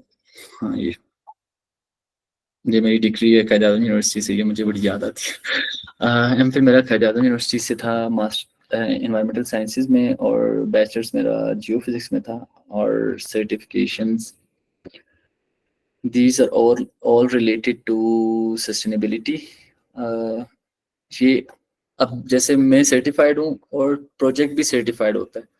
मैंने अपने लिए सर्टिफिकेशन की है और फिर मैं इसको कंप्लायंस करवाने के लिए प्रोजेक्ट पे ये ज़रूरी है कि मेरा, अगर मैं लीड एपी नहीं हूँ, लीड सर्टिफाइड नहीं हूँ, तो they will not give me a chance for the job. और खैर ये तो खैर पेड थी, ये 2 पेड थी, लीड जीए और लीड एपी। बाकी ये सारी फ्री होती हैं।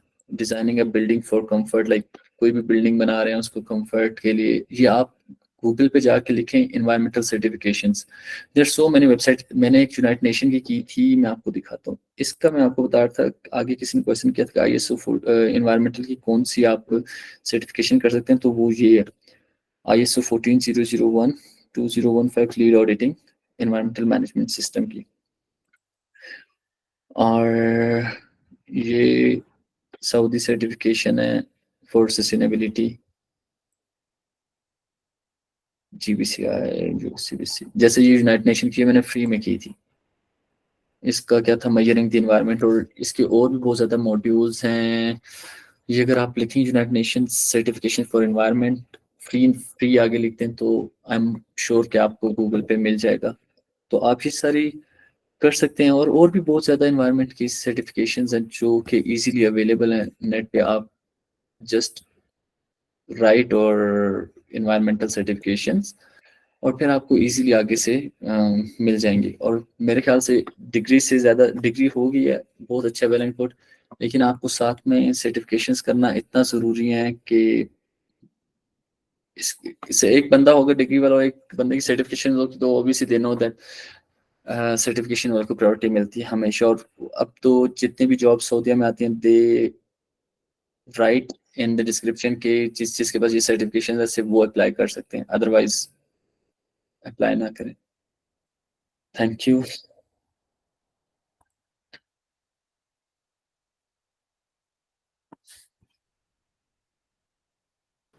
Thank you so much once again Asad भाई। और Mohammad, you raised your hand. Please अगर आपको कोई क्वेश्चन है तो आप पूछ सकते हैं।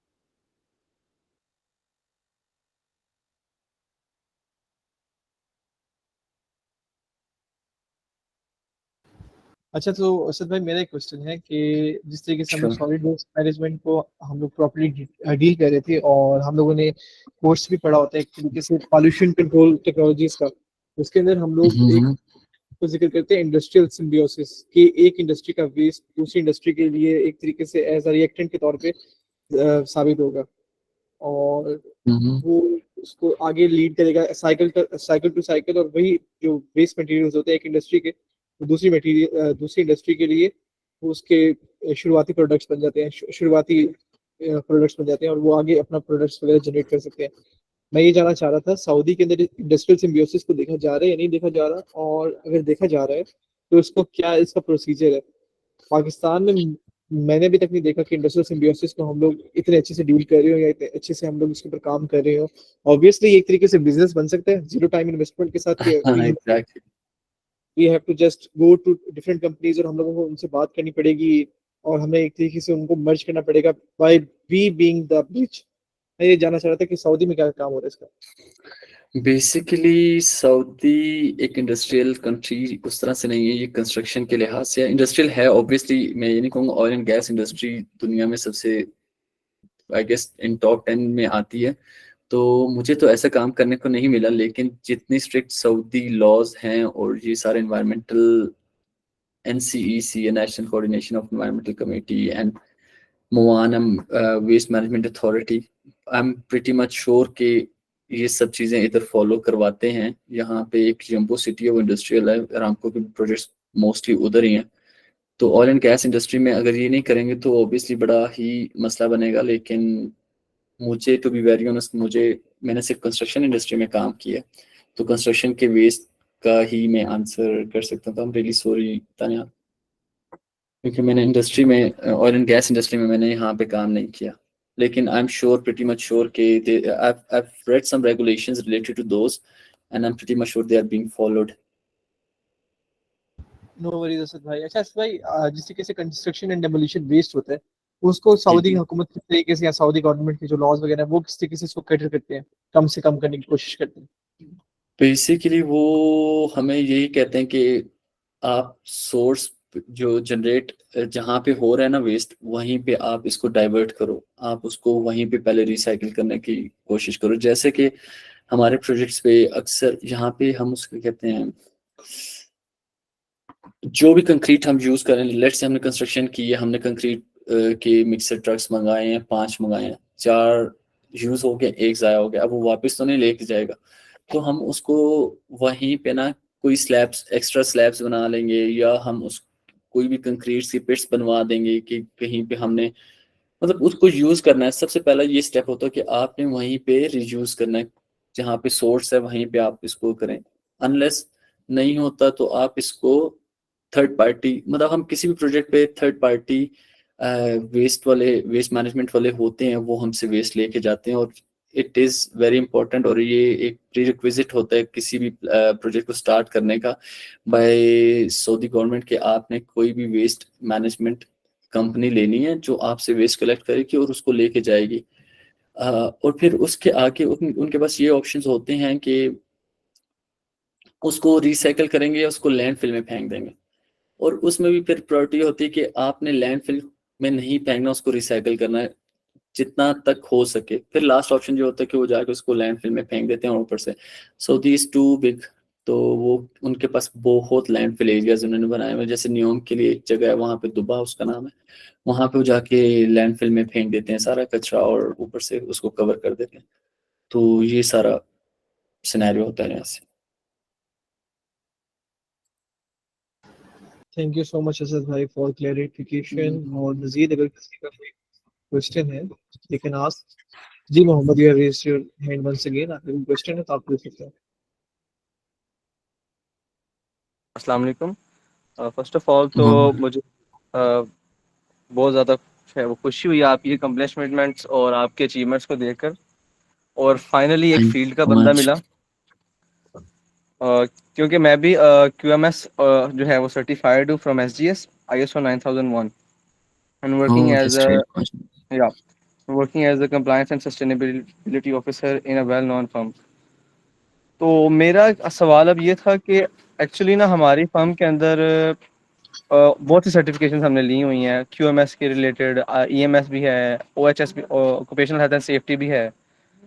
तो मेरा जो था ना इंटरेस्ट अब डेवलप हो रहा था सस्टेनेबिलिटी की तरफ और EMS की तरफ, क्योंकि मैं इसके ऊपर अब काम करना चाह रहा था आगे, क्योंकि इसके ऊपर वर्किंग बहुत ज़्यादा हो रही है, लेजिस्लेशंस बहुत ज़्यादा आ रही हैं और हमें इन्फोर्स किया जा रहा है कि इसके ऊपर ज़्यादा से ज़्यादा काम किया जाए।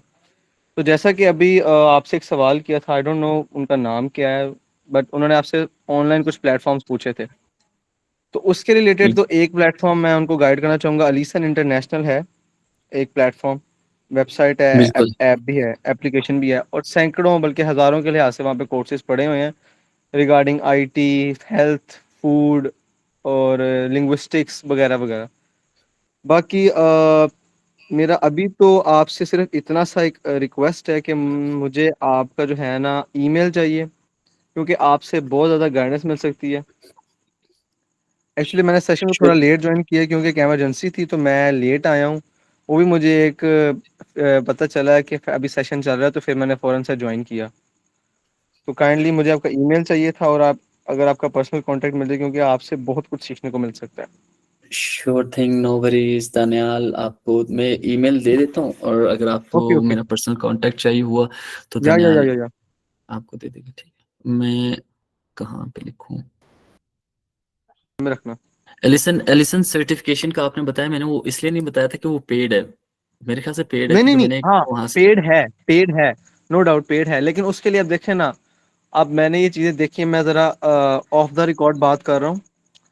बहुत सी ऐसी सर्टिफिकेशन है जो मैंने देखी हैं, लोग सिर्फ अपना मतलब एडिटिंग करवा के जो है वो कर लेते हैं, अपना नाम लिखवा लेते हैं, एग्जैक्टली इवन उनको इस चीज़ों के बारे में पता भी नहीं होता, लेकिन उन्होंने पता नहीं क्या क्या फला फला जी, हमने ये कोर्स भी किया हुआ, सर्टिफिकेशन ये भी ली हुई है, ये कोर्स भी किया, ये डिप्लोमा भी किया है।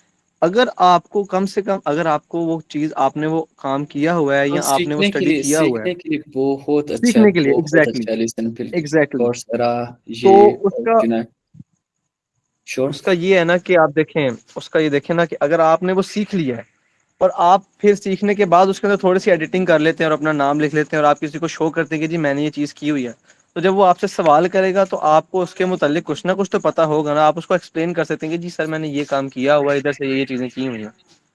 वो फेक नहीं होगा। वो अलग बात है कि आपने पैसे नहीं दिए, लेकिन वो फेक नहीं होगा। नहीं नहीं, बिल्कुल ऐसे आपको नॉलेज होना चाहिए। नॉलेज कहीं पे भी आपको मतलब नुकसान तो नहीं देगा ऑब्वियसली, जब भी आपको।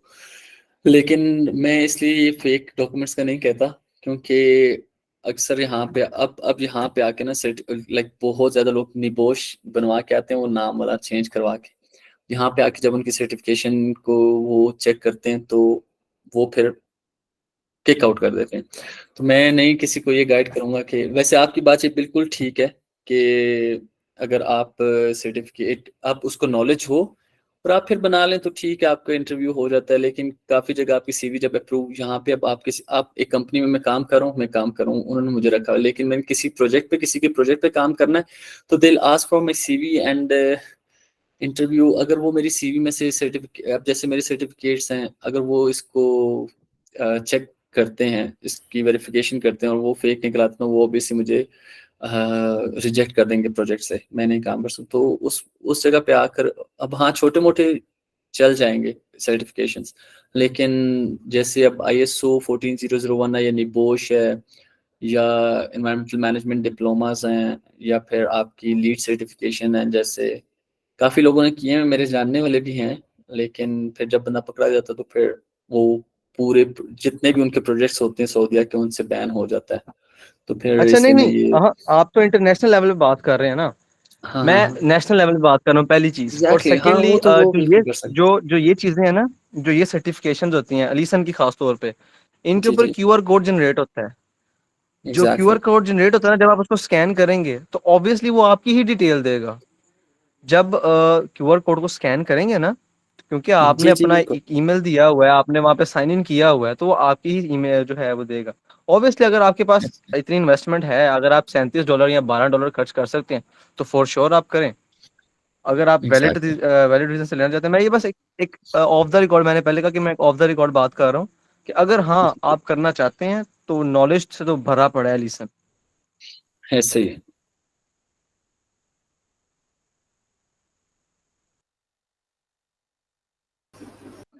Thank you so much once again, Mohammed, and thank you so much once again, Asad भाई. जी सिद्रा, आपका हैंड रेज है, आपने कोई क्वेश्चन पूछना तो आप पूछ सकती हैं सर से. हाँ, अस्सलाम वालेकुम सर. वालेकुम अस्सलाम. सर एक्चुअली मैं भी प्लान कर रही हूँ सऊदीया में, मतलब मेरी डॉक्यूमेंटेशन का काम चल रहा है सऊदीया के लिए, तो मुझे भी आपका अगर कॉन्टैक्ट नंबर और ईमेल मिल सकती है, क्योंकि मतलब आपको पता है कि बीइंग अ पाकिस्तानी आपको एक सपोर्ट मिल जाती है. Obviously no worries. अगर दानियाल को कोई इशू नहीं है तो मैं दे सकता हूँ. मैंने ईमेल वैसे यहाँ पे लिख दिया हुआ है चैट बॉक्स में. बाकी आप दानियाल से कांटेक्ट करके मेरा नंबर ले सकते हैं. Thank you sir. Thank you. और कोई भी पाकिस्तान से सऊदीया आ रहा हो, कोई भी कैसे भी सपोर्ट चाहिए हो, एक तो मैं उसको गाइड भी कर सकता हूँ कि सीवी कैसे बनानी है. मैं तो दानियाल को भी आज सुबह कॉल उठी तो मैंने इसको कहा है कि आ जाइए मेरे पास रिविजन और कैसे किस्म की भी डॉक्यूमेंटेशन सपोर्ट और कैसे भी किस्म की सर्टिफिकेशन और कि कौन सी करनी चाहिए, और मैं सीवी बनाने में भी हेल्प करूँगा और मैं आगे पीछे अप्लाई करने का तरीका भी बताऊंगा. और मेरे भी जितने यहाँ पे जानने वाले हैं मैं उनको सीवी खुद भी फॉरवर्ड करूंगा फ्री ऑफ कॉस्ट, पैसे नहीं लूंगा.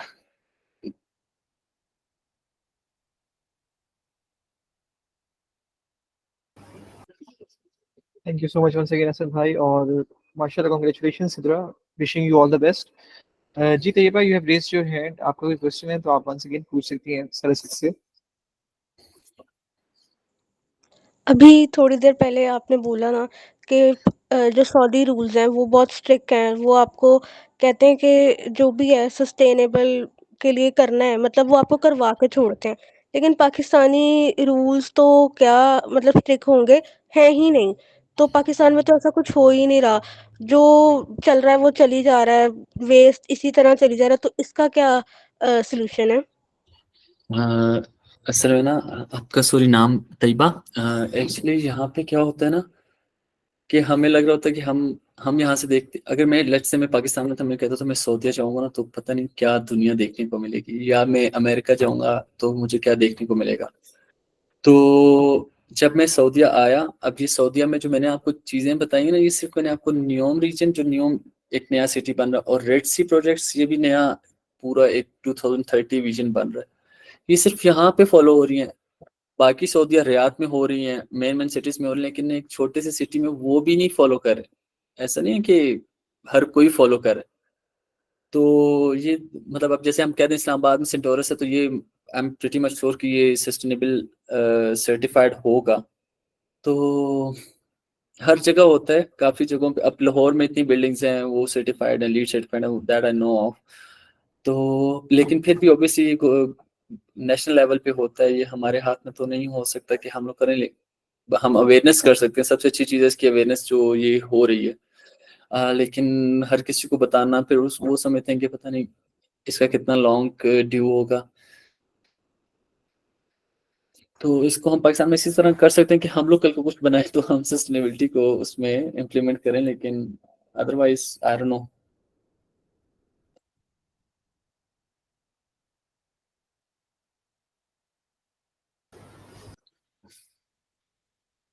आई होप तैयबा आपको आपका आंसर मिल चुका हो, और अगर किसी का मजीद भी क्वेश्चन है तो आप पूछ सकते हैं सर से, and then we'll be calling off this meeting.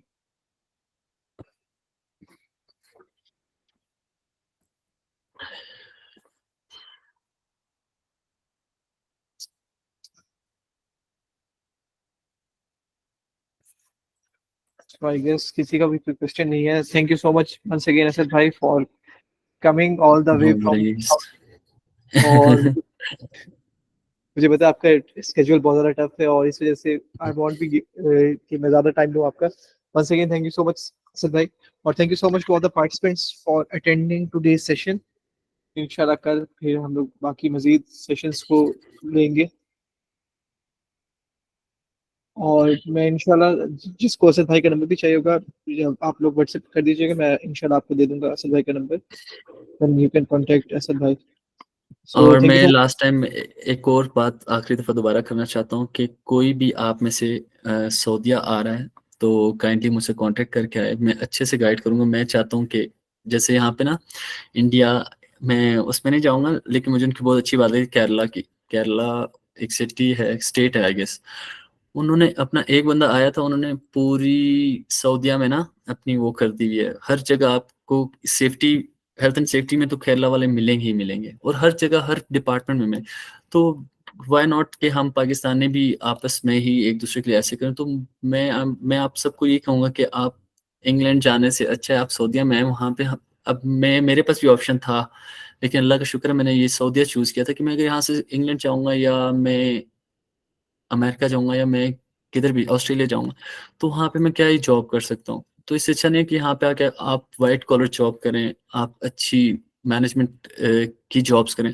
लेकिन obviously it's not easy to live out of your own country. अगर मेरे लिए भी बड़ा मुश्किल होता है एट टाइम्स, लेकिन out of all these countries to choose, I think Saudia is number one.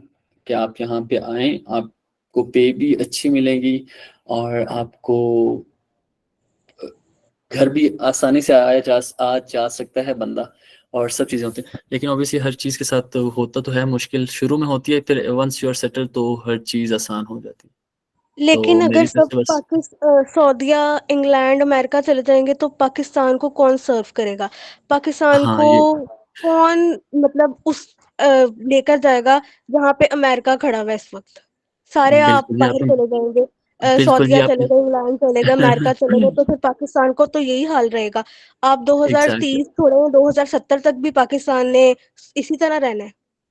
आप 2070 की सोच रहे हैं, ये आगे 2 साल तक, 200 साल तक, 300 साल तक ऐसी है। ऑब्वियसली जब आपको अपॉर्च्युनिटीज़ नहीं मिलती अपने अपने अभी मैं आपको ये बात नहीं खुल के बताना चाहता कि मैं डिमोटिवेट किसी को नहीं करना चाहता।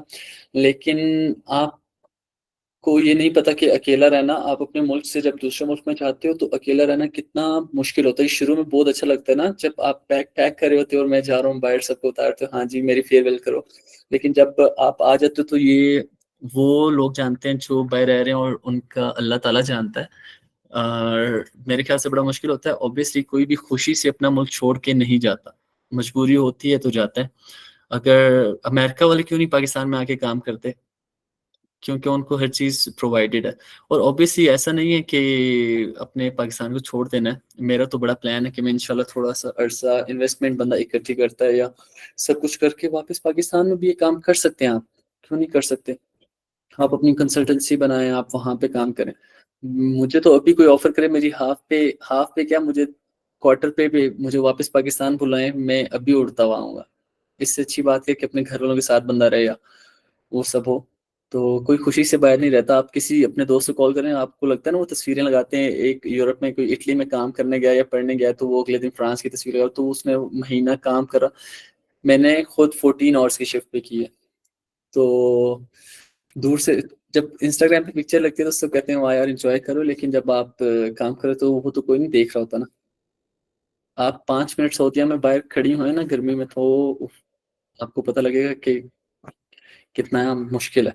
लेकिन फिर भी आना चाहिए, क्योंकि शुरू के सिर्फ 1 साल मुश्किल होता है, 1 साल आधा साल, फिर उसके बाद आपको चीज़ें समझ आ जाती हैं, फिर अकॉर्डिंगली सब चीज़ें बेहतर हो जाती हैं।